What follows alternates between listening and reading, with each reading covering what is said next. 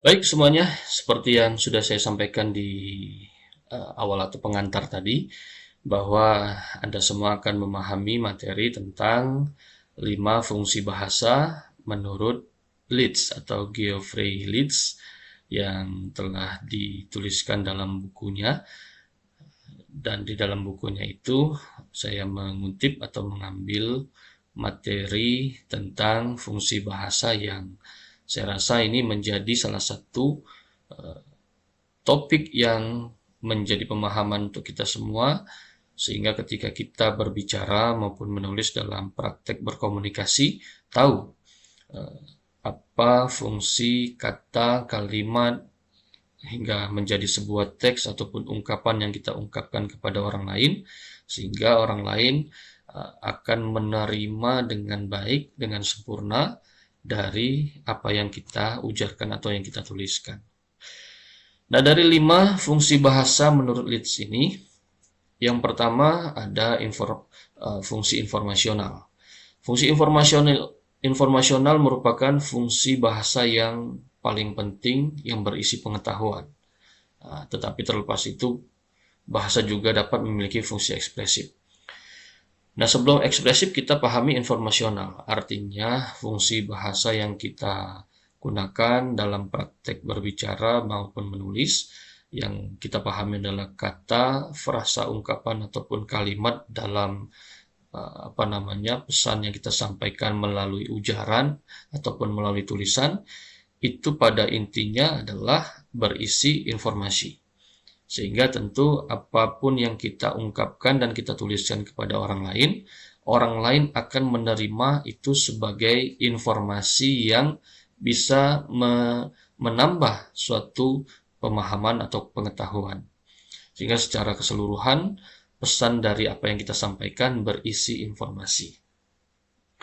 Yang kedua, fungsi ekspresif. Nah, fungsi ekspresif ini yang berkaitan pula dengan tujuan apa kita berkomunikasi dengan orang lain. Anggap saja kalau kita berbicara dengan teman kita, berbicara dalam situasi formal, mungkin Anda menyampaikan materi pembelajaran di kelas, mempresentasikan makalah atau laporan hasil penelitian, atau menyampaikan argumentasi, penjelasan, penjelasan, opini, dan juga cerita, narasi kepada orang lain, itu di dalamnya terdapat ekspresi, bentuk meluapkan sesuatu hal yang ada di pikiran kita, berupa perasaan ataupun sesuatu yang menurut pemikiran kita perlu kita ungkapkan ke orang lain. Nah, ini fungsi ekspresi. Tandanya, indikasi bahasa yang kita gunakan berfungsi sebagai sarana mengekspresikan sesuatu yang ada di dalam hati kita atau dalam pikiran kita, ditandai dengan adanya mimik dan gestur tubuh yang sesuai dengan apa yang kita ujarkan atau yang kita tuliskan. Kalau dalam tulisan itu tidak terlalu nampak mimik wajah dan gesturnya. Ini kalau berkaitan dengan berkomunikasi secara lisan, tentu fungsi bahasa yang kita gunakan itu berkaitan dengan sinkron, sejalan dengan apa yang kita ekspresikan kepada orang lain.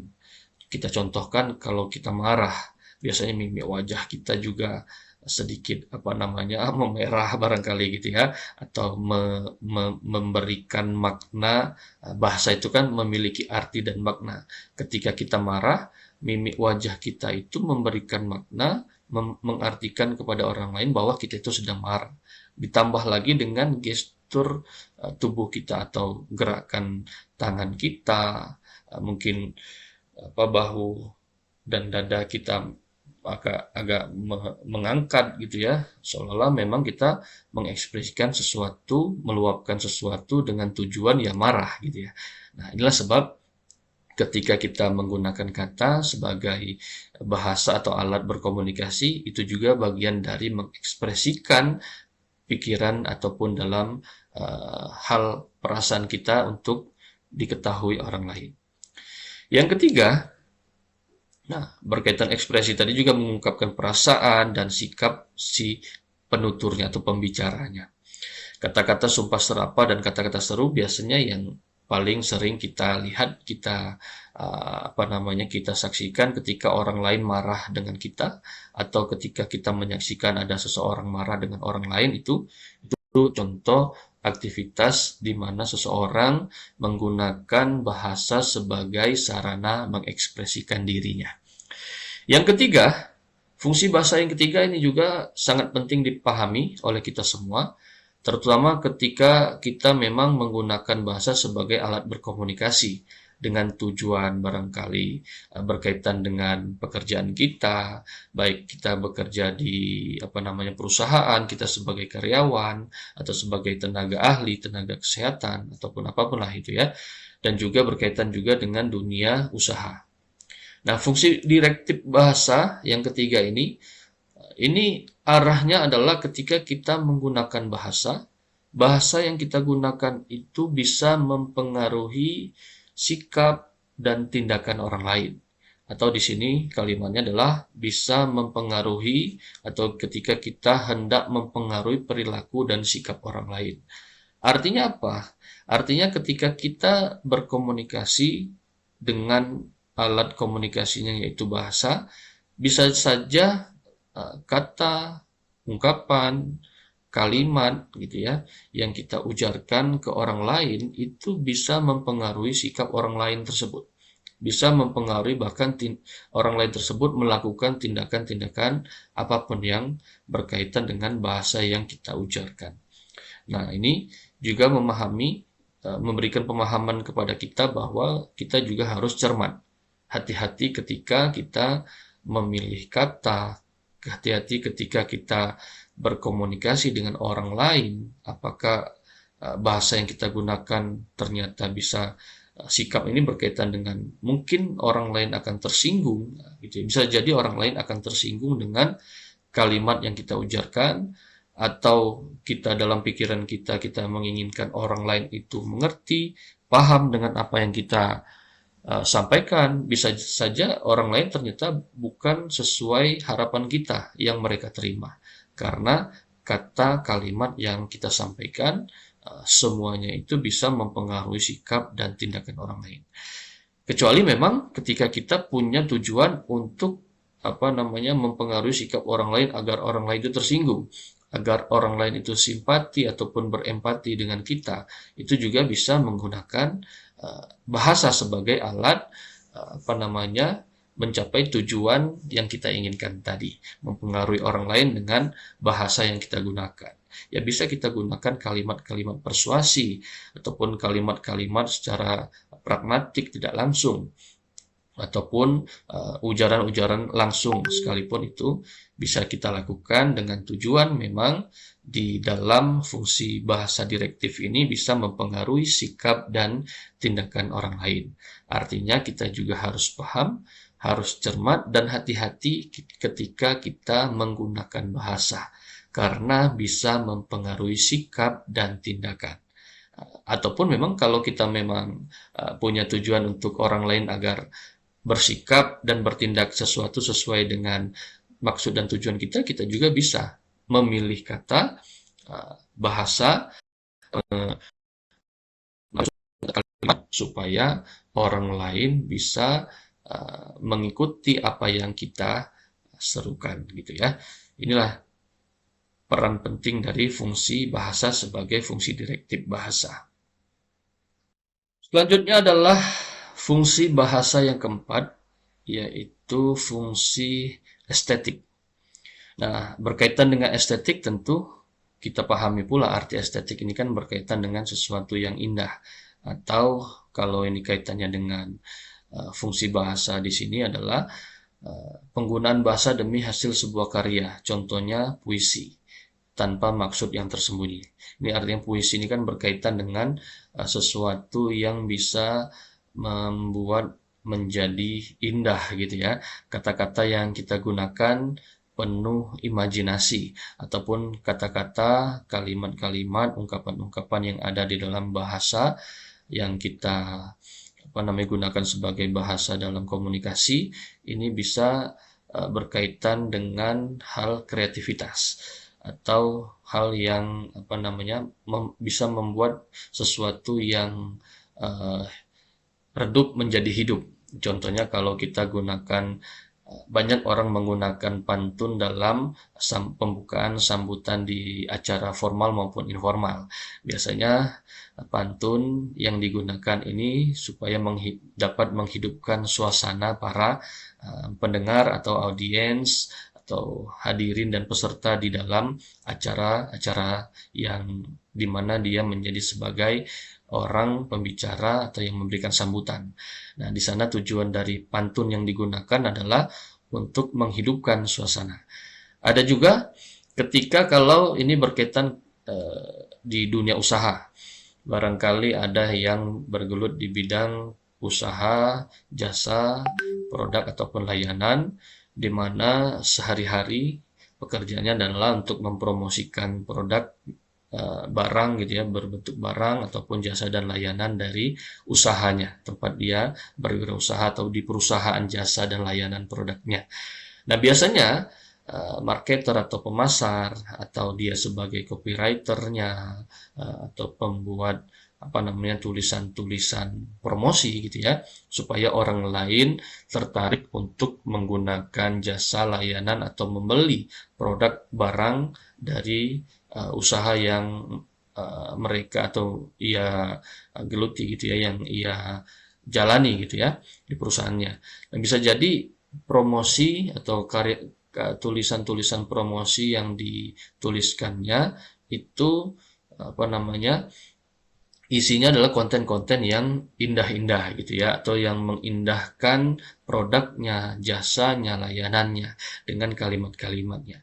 Tanpa ada kalimat-kalimat itu barangkali bisa menyebabkan produk yang dipromosikan datar-datar saja, biasa saja. Tetapi ketika si promotor atau marketer ataupun content writer-nya menuliskan kalimat di mana kalimatnya berisi kata-kata yang mengindah-indahkan, memperindah gitu ya, memperindah dan juga melebih-lebihkan dari produk yang ia pasarkan. Bisa jadi orang lain juga akan tertarik gitu ya, atau bahkan ada sesuatu yang kurang atau kelemahan dari produk yang dia jual ternyata bisa ditinggikan dengan bahasa yang dia gunakan, yang dia tuliskan dalam caption, dalam kalimat-kalimat promosi gitu ya, ataupun bahkan dengan kalimat-kalimat persuasi, tetapi sesuatu yang bisa mempengaruhi orang lain untuk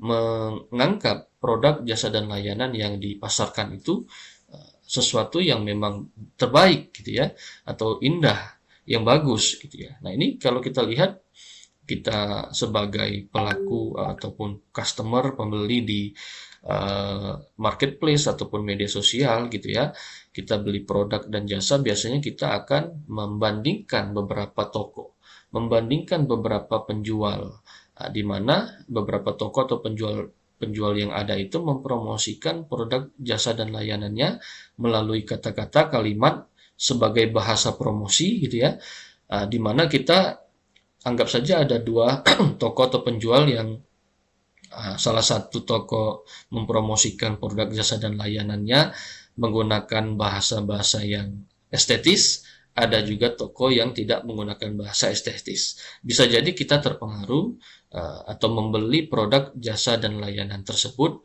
dari promosi yang bernuansakan bahasa-bahasa estetis. Nah, disinilah peran bahasa yang bisa berguna ataupun bermanfaat bagi kita semua, Anda semua, ketika bergelut di dunia kerja maupun dunia usaha.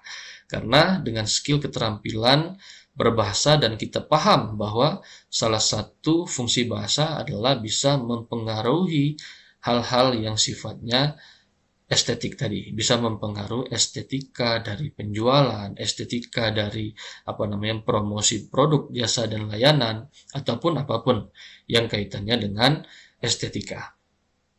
Yang kelima fungsi bahasa yaitu fungsi patik. Nah, kalau dalam pengertian menurut Leeds ini, bahwa bahasa berfungsi sebagai patik ini adalah bahwa fungsi patik ini adalah tujuan dan fungsinya untuk menjaga agar garis komunikasi tetap terbuka. Dan untuk menjaga hubungan sosial secara baik, artinya fungsi patik dalam bahasa adalah sebagai sarana komunikasi. Artinya ini berkaitan dengan bahasa. Kalau tidak ada bahasa, tidak ada komunikasi.